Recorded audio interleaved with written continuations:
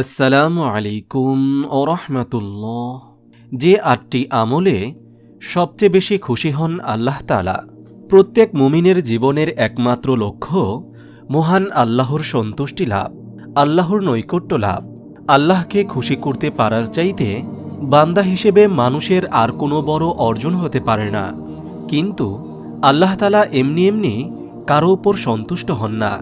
আল্লাহর সন্তুষ্টি আদায়ে পৃথিবীর সৃষ্টির পর থেকে নবী রাসূলগণ নানাভাবে ঈমানী পরীক্ষা দিয়ে আল্লাহর সন্তুষ্টি লাভ করেছেন। মূসা আলাইহিসসালাম আল্লাহর দেখা পেয়েছেন তুর পাহাড়ে। ইউনুস আলাইহিসসালাম আল্লাহকে খুশি করতে পেরেছিলেন বলেই ৪০ দিন মাছের পেটের ভিতরেও ছিলেন সুরক্ষিত। আল্লাহ খুশি হন বান্দার আমলে। মানুষ যখন ভালো কাজ করে তখন আল্লাহ তাআলা খুশি হন।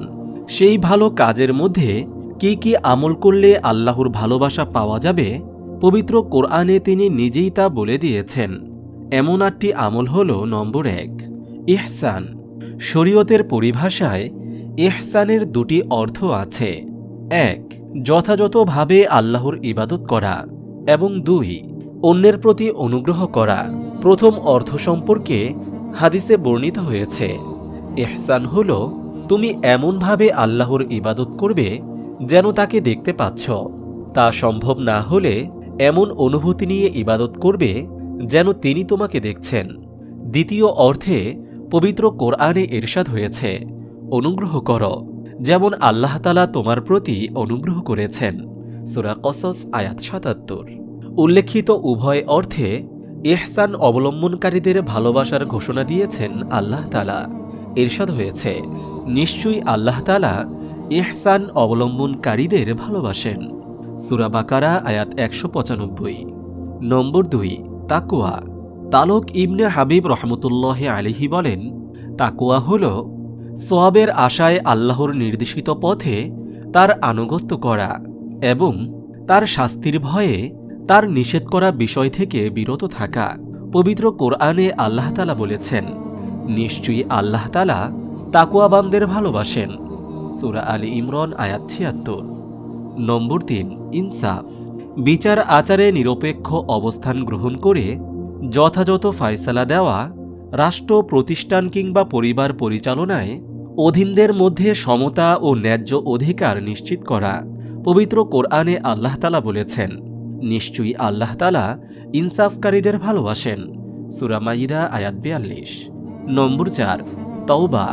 তওবা হল কৃত গুনাহের প্রতি অনুতপ্ত হয়ে আল্লাহর কাছে ক্ষমা চাওয়া এবং ভবিষ্যতে পুনরাবৃত্তি না করার দৃঢ় সংকল্প করা। তওবা মানুষকে পাপের পঙ্কিলতা থেকে পরিচ্ছন্ন করে দেয়। আল্লাহ তাআলা বলেন, নিশ্চয়ই আল্লাহ তাআলা তওবাকারীদের ভালোবাসেন। সূরা বাকারা আয়াত ২২২। নম্বর ৫, পবিত্রতা। অন্তরকে হিংসা, বিদ্বেষ, অহংকার ইত্যাদি আত্মিক পঙ্কিলতা থেকে মুক্ত রাখা এবং শরীর, কাপড়চোপড়, বাড়িঘর, কর্মস্থল ইত্যাদি যাবতীয় বাহ্যিক ময়লা থেকে পরিচ্ছন্ন রাখার নাম পবিত্রতা। পবিত্র কোরআনে ইরশাদ হয়েছে, আল্লাহ তাআলা পবিত্রতা অবলম্বনকারীদের ভালোবাসেন। সূরা তাওবা আয়াত ১০৮। নম্বর ৬, সবর ও ধৈর্য। সাধারণত সবর বলতে আমরা কেবল বিপদে ধৈর্য ধরাকেই বুঝি, তবে ইসলামে এর অর্থ আরও ব্যাপক। ইসলামে সবর বলতে ইবাদতের উপর অবিচল থাকা, গুনাহ থেকে বিরত থাকা এবং বিপদ আপদে অস্থির না হওয়াকে বুঝায়। এই ব্যাপক অর্থে যারা সবর করেন আল্লাহ তাআলা তাদের ভালোবাসেন। সূরা আলী ইমরান আয়াত ১৪৬। নম্বর ৭, তাওয়াক্কুল। বাহ্যিক উপায় অবলম্বন করার পর বিপদ দূর করা ও কল্যাণ লাভের ব্যাপারে আল্লাহর প্রতি গভীর আস্থা ও বিশ্বাস রাখার নাম তাওয়াক্কুল। বাহ্যিক উপায় অবলম্বন না করে কেবল আল্লাহর উপর ভরসা করার নাম তাওয়াক্কুল নয়।